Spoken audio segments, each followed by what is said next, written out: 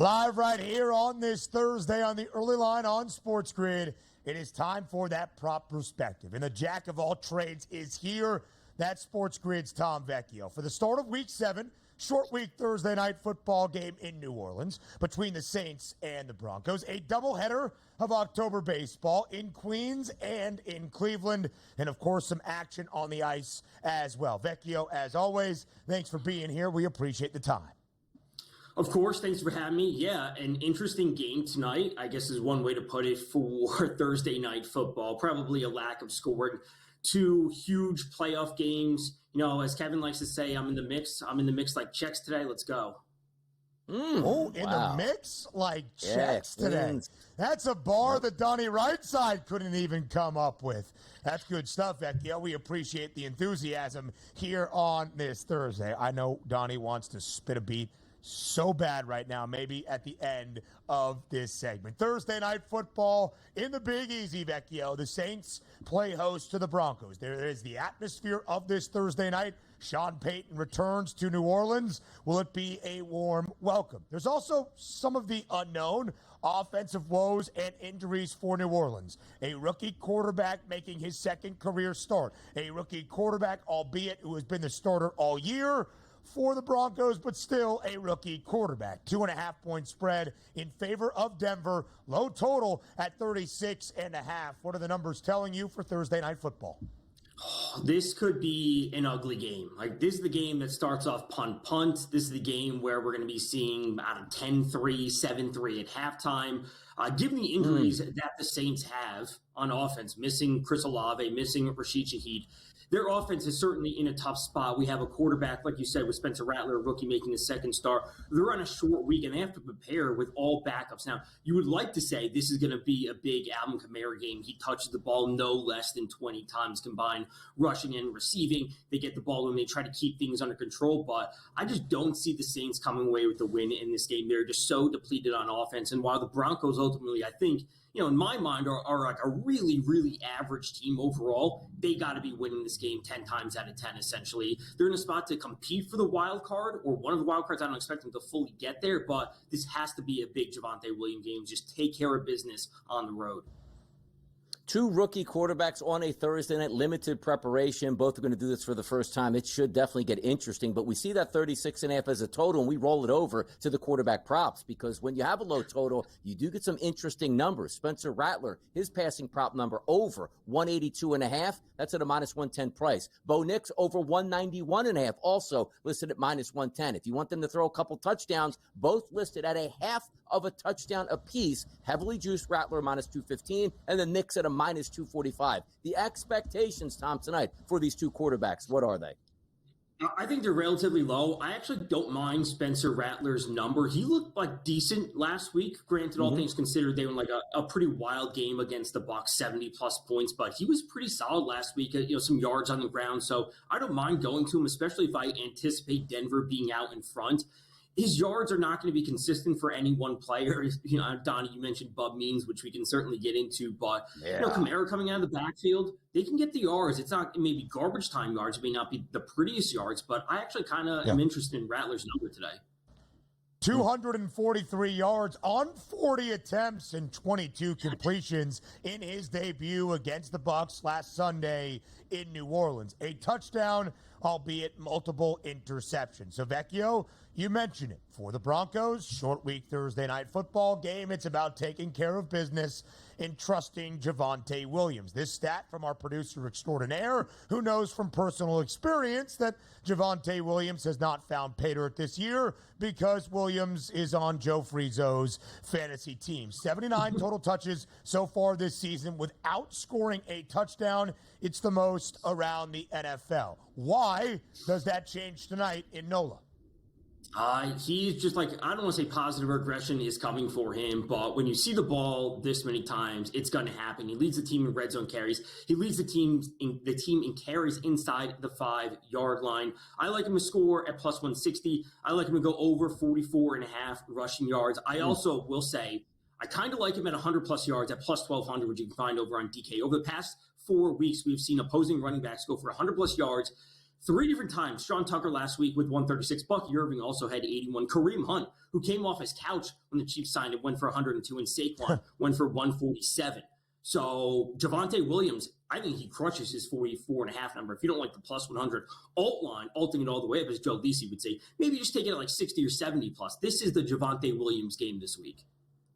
Let's take a look at the receiving props here because you are getting discounts across the board here. The top dog here is Cortland Sutton at 45.5 yards. If you flip it over to the Saints, it's not even a wide receiver. It's a running back in Alvin Kamara at 34.5. So usually when you see not a lot of these big names here, you can get some value down the board. Tom, talk to me about some of these guys that are going to fill in for some of the injuries, particularly on the Saints.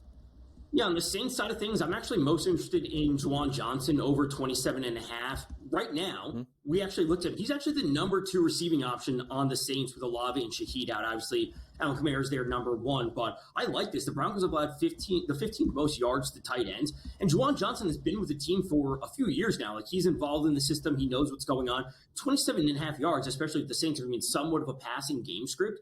I think he gets over this number. I don't want to say in the first half, but a 12-yard play here, a 15-yard play, he kind of is going to be right at this number, I would say, more often than not in this scenario. Bub Means was a third-string guy. Some people think he has the on-field connection with Spencer Rattler just because they've been running the scout team and have that practice reps, but that's just not necessarily a player I want to go to. I think Cortland Sutton's a fine option. He's obviously their best player overall, and he can get there with those big downfield plays. I would say probably 2 catches as well.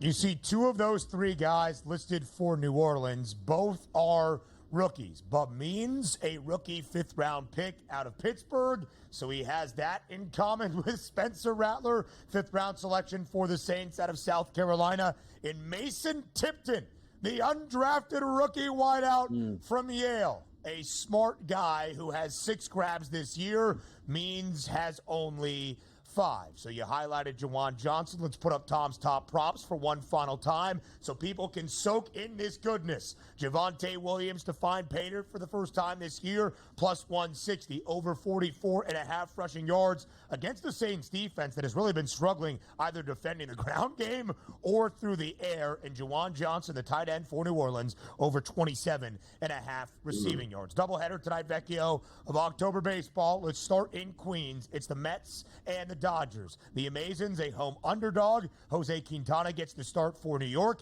Yoshi Yamamoto on the other side for LA. 3 straight games that have seen at least 8 runs, all 3 over. Does that continue into game 4? I don't think so. I think we're going to see it, kind of flip to the other side with the under. I got to say, Quintana has been like really, really solid.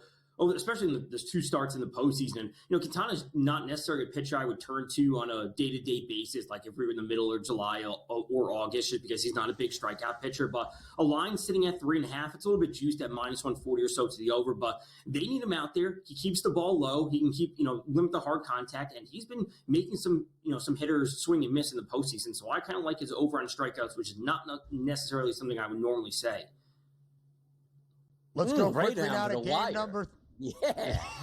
I mean, listen, we're giving the guy shouts for his fantasy team, and he fails to do what is needed. Quickly here, Vecchio. Game number 3 of the American League Championship Series. The Guardians in Cleveland for the first time, hosting the Yankees. Cleveland, a home underdog. Will they win their first game of the ALCS against New York? I think they do tonight. Getting them at even money, I think, is super solid. I think if they don't win this game, the series will be over in at most 5 games. Like they have to win this game to keep the series close. Also, Boyd over 3.5 strikeouts. Their bullpen's been kind of beat up. I know they're coming off the rest day yesterday, but they also kind of need him out there for some innings tonight.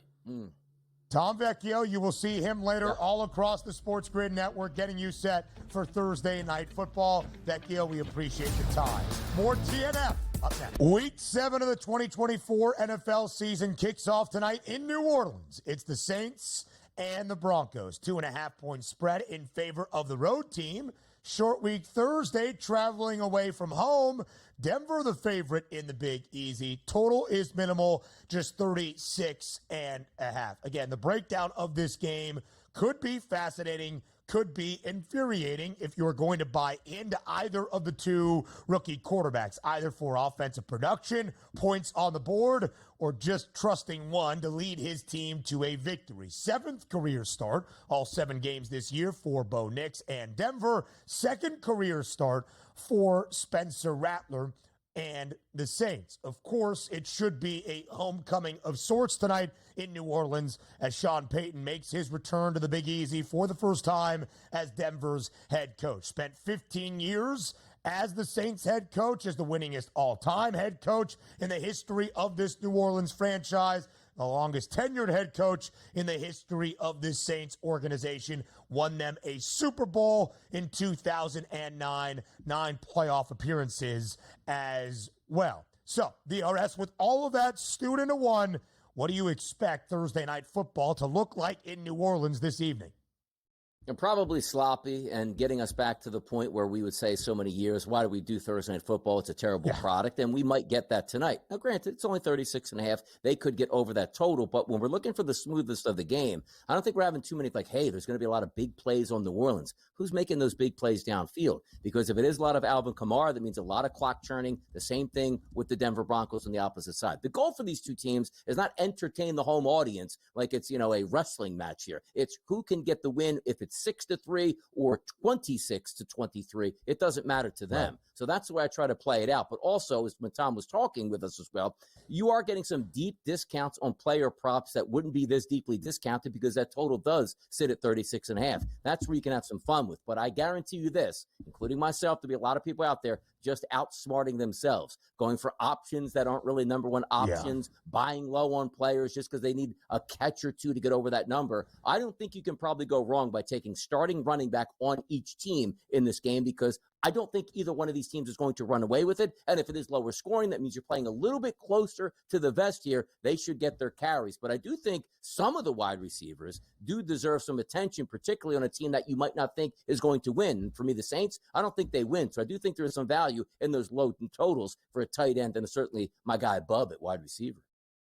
Yeah, we'll talk QBs in just a moment. Denver favored for just the second time this year. They did win and cover in their first game as a home favorite a couple of weeks ago against the Las Vegas Raiders. 4-2 ATS overall this season for Denver. 5 of the 6 games booked as a dog. 5th total already in 7 potential games for the Broncos. That will be sub-40 pregame. Meanwhile, for New Orleans, off to a 2-0 start. Highly impressive offensively. Derek Carr is now injured. New Orleans has now lost 4 games in a row, and the defense has not looked great. Under defensive-minded head coach Dennis Allen, they've allowed at least 26 points, DRS, in their last 3 games. They gave up 51 last week to the Buccaneers. So it could be a little bit helter-skelter. 4th worst passing defense in the NFL. New Orleans has been over in 4 of 6 games this season. So let's talk those quarterbacks. Rookie quarterbacks on either side.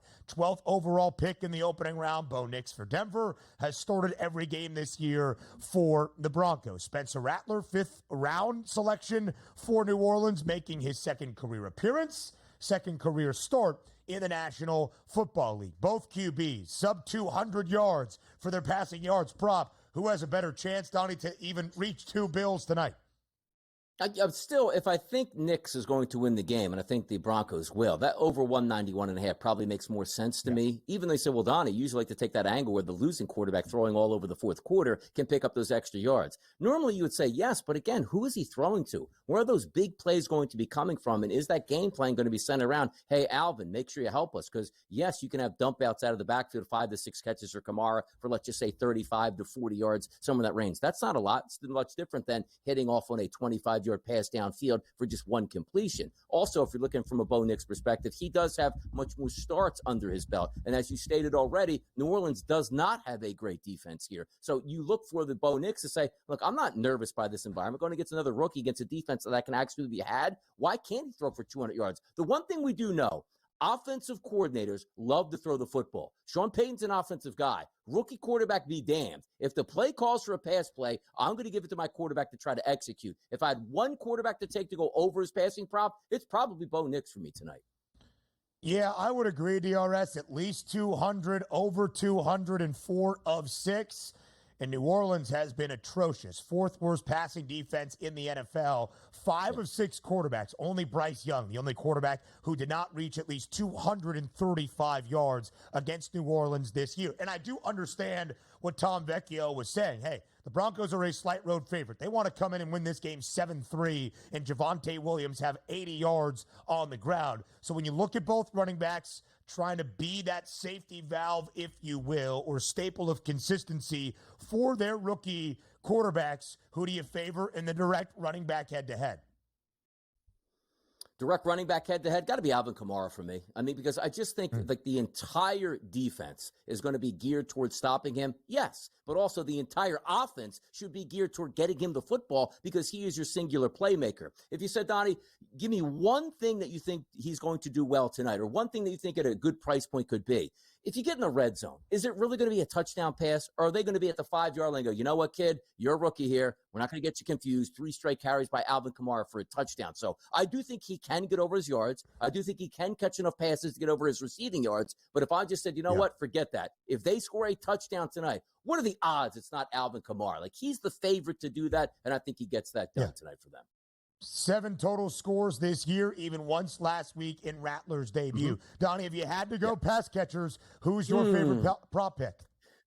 I got to tell you, it has to be Bub Means. Like, you look at the game last week and coming into it as a rookie, it's like, hey, man, he doesn't have a lot of, expertise, but he did have 8 targets last week, 5 catches, and a touchdown. And the majority of the targets, catches, and the touchdown came in the first half when it was a close game. He has a little bit of a connection. What, 31 yards? We're not talking 75. 31 yards. Come on now, Bub. Bubba. Let's go. Bubba, adding on a little bit. DRS, enjoy the money line, more the early line next.